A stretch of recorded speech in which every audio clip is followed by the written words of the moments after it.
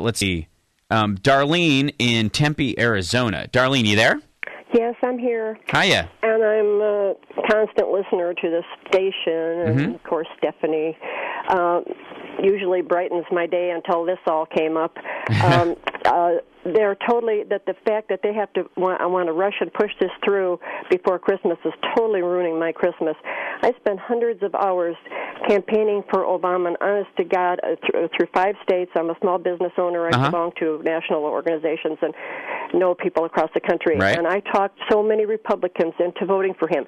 So many people that just don't vote to register and vote for him and stuff. And now they're all mad at me. I have 2 grandsons, but that was their first vote of their lives. They just became old enough to vote. They voted for Obama. And they told me, Grandma, when I voted, they actually welled up with tears. Yeah. It was so emotional to them. Right. This man sold us him to love him. I mean, I just loved him and his family and every. So that's why we feel more double-crossed, more betrayed, more, What was the big betrayal? The passing of the stimulus package, the Lilly Ledbetter Act, the first Latina on the Supreme Court? I'm just talking about health care. Just health care alone. And the fact that, by the way... Okay, this is a big thing in people's lives. Did you I understand. 60 Minutes Sunday? There was a woman on there, just with one sad story. There's millions of them across the country. Sure. And these people are having a hard time finding getting a roof over their head. I know people, even though it's not me, I know people who, have a hard time eating now and having a roof over their head. And now they're going to be mandated to be at the will of these rip-off insurance companies. Well, keep in mind, if these are people who are making, but if they're making a decision, if they're at a level as far as finance where they're deciding between food and rent, there are provisions both in this bill and in the House bill to cover that, to make sure that they're not being that this is not going to be an extra amount on top of them. They're already covered. They would be covered by Medicaid in this situation. I don't really have faith that that's going to happen. I really But it's in the bill. And everybody, I swear to God, everybody is as livid as I am. That's because they're not paying attention. They're livid because I'll tell you why. Because they're buying what's being sold. We're going to lose the next 2 elections because the Democrats. No, we won't. Because I'll tell you why. The same thing is going to happen that happened with the Afghanistan escalation. That is, I believe, something he was a quagmire he was handed. He made a tough call after a genuine review. I have no problems with that stuff. Okay. I mean, he was handed a bunch of crap. Sure, but when he did, this affects our financial life monthly. I pay over $700 a month because I'm in the stupid donut hole with Plan D. Which Barack this addresses. Obama, behind closed doors, met with Big Pharma shortly after he became president and kept this Bush's Plan D going. And this $700 a month I spend on drugs doesn't count towards. This will also the Senate bill actually has provisions to address the donut hole to fix that gap. And that's in the Senate bill. And the Senate bill is the less of the 2 bills. That's the one that people are less of a fan of. Well, the House bill we want. I know, but the House bill also has a similar provision. Both of them cover the donut hole. So what I'm saying is what people are getting upset about is not actually the policy that's there. What they're getting upset about is certain buzzwords that they don't feel like are being delivered on, and then their desire for a pill to fix it as opposed to an exercise program to solve it. People can't afford this mandate, and don't you remember when Barack was campaigning, he said the only thing that would keep the health care honest is competition, and now and that's why in this no competition. But in this why in the Senate bill, keep in mind he hasn't signed a bill yet. This is still going to committee. This is going to be reconciled with the House bill. If you have an issue with it in a lot of ways, it's in the process, and I don't know what. Let's see. We've all called the White House so many times; it's not even funny. Well, great, and that's good. However, what I'm trying to say is that this bill hasn't even gotten to his desk yet, and people are calling it an utter failure in that regard without any recognition of what it's actually solving, what it actually does. If this bill it has to be finished in the next couple of days, that's ridiculous. It's not going to be fixed.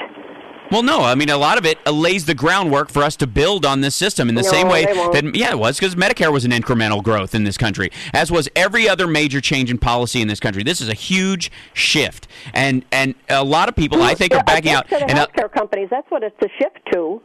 Well, for the one, healthcare companies mandates. My poor grandchildren that can't find a job because of the job situation in Phoenix. Right. And if they do not have a job and they don't make if they're not making a living, they're covered by this bill. They will be provided with Medicaid as an option. If they're within 150%, the Senate bill offers 400% ahead of higher than the poverty level. So, which under Obama is actually, one of the goals they have is to raise what we consider the poverty level in the country because it's been kept artificially low. So, if you don't have a job and that's not true, because my grandson can't qualify for anything because his parents make too much money. Well, his parents don't give him a dime. He doesn't live with them anymore. He's 20 years old. He's on his own. Well, then he should qualify. He does qualify. But they held his parents' income against him. What's up with that? Well, that's before this bill goes into action. This is not. This is part of the reforms we're talking about. You're talking about Bush-era policies and how they're affecting you're right, but I really, really feel you're just full of false hope. Well, I think I'm a pragmatist. I think we need to make changes in a lot of this, that everybody's system so far has gotten us exactly where we are. At a certain point, you have to look at your life and your circumstance, and especially where we are as a country, and go, our behavior as Democrats heretofore has led us to exactly where we are, which is last time around we put entirely in the president's lap, and they were able to shut him down. And this time around, Obama said, I'm going to engage with the Congress and make sure that they have skin in the game, and this is what we've gotten. Harry Reid is such a wimp. Harry Reid has managed to. We're not in power. Harry Reid has managed to, and I'm not a fan of Harry Reid, but he has managed to garner 60 votes and stop a Republican filibuster, so that this bill can go through. So that where we go from 56 million people uninsured to 26 million people uninsured just in the Senate bill alone. That all pre-existing conditions are gone. What I'm saying is, I think you're buying the party line, hook, line, and sinker. That anything short of absolute is a total loss, and I think that's a shame. And I think that's one of the reasons why the Republicans, and I thank you for the call, it's one of the reasons the Republicans have such a stranglehold on the Supreme Court that they've had. I think it's why they have, quite frankly, so much input in the military, is because over time they recognize that that the slow drip, that rivers come drops at a time. And I personally, as a human being, as an American, am sick to death of this wringing of the hands, throwing it up. If we can't get everything we want right away, then nothing is good. It's absurd. It's not how policy is actually made. It's not how change is made. And it basically, you just end up writing off the country. At this point, you worked in an election. You spent 11 months. There have been more incremental changes this year than in the last 8 years.